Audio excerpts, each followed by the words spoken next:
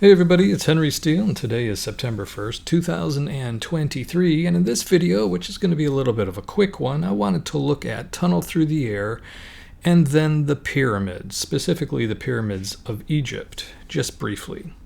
So in Tunnel Through the Air, in chapter 39, the famous chapter 39 of Tunnel, Robert Gordon's 7 Days is the title of this chapter, we see Robert Gordon flying around the entire world at the end of this war that has been described in the last part of the book of Tunnel Through the Air.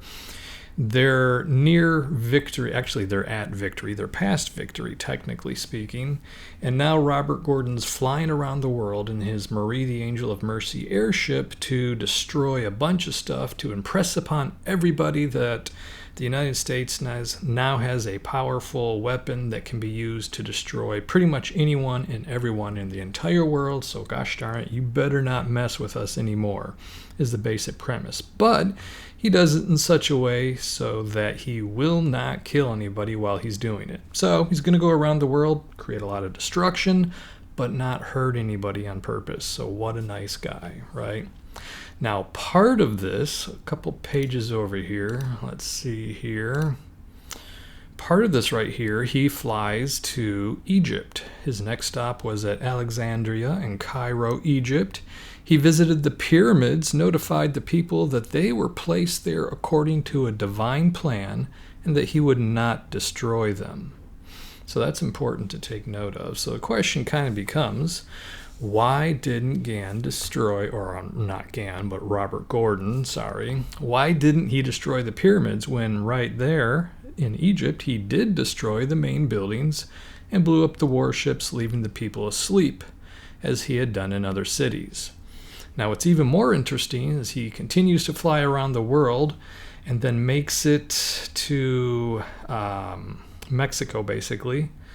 He told them that this machine took its power from the air and that the rays were powerful enough to melt down the mountains, and that he would destroy some of the mountains of Mexico and all of the old pyramids.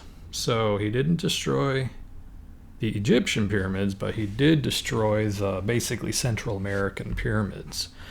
So if we take a quick look at the Great Pyramid of Giza, the biggest pyramid of Giza, basically the biggest pyramid that was, at least in Egypt.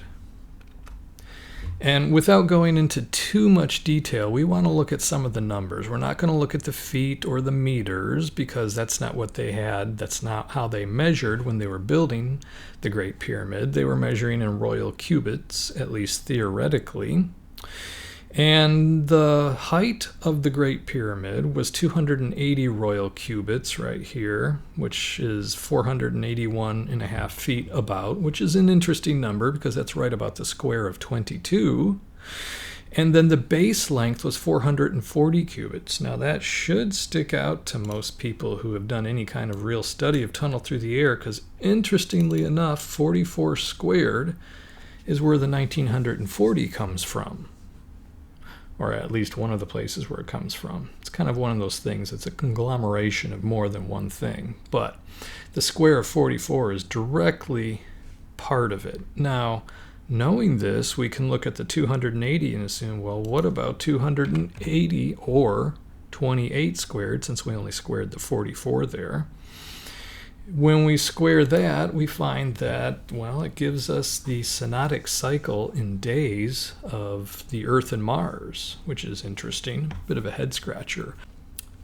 Now, another thing that's really, really interesting here is the way they measured the angle or the slope of the side of the pyramids was in palms. In other words, I'm not talking about palm trees, but if you look at your hand, the bottom of your hand, that's your palm, and the width of that is a palm, a measurement of the palm. And if you look, you have 4 fingers, or at least most people have 4 fingers. So the palm is divided into 4 digits right there. So in other words, every palm has 4 digits. And if you look at the way they measure here, each palm is divided into quarters. That's 1 digit there, and that's where it comes from, your hand and your fingers.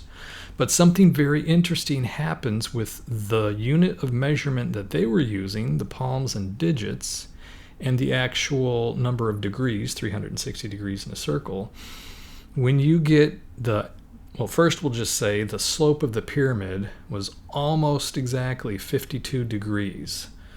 Not quite, just a little bit less than 52 degrees, but very, very close to 52 degrees. And what's really interesting is the measurement of the slope is 5.5 palms, or 5 palms, 2 digits. In other words, 52.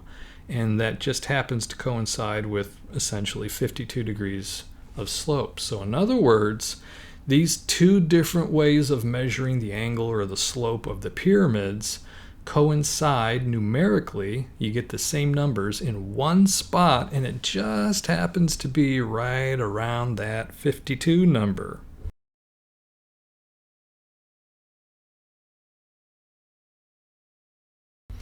So when Gann, or Robert Gordon, was saying that this was built according to divine plan, this is the kind of stuff he was talking about. So if you've ever wondered why Robert Gordon didn't destroy the pyramids, but did, or the pyramids of Egypt, but did destroy the Central American pyramids, it's because they don't follow the same exact plans that these guys do over here. So anyway, I thought that would make an interesting quick video here Friday.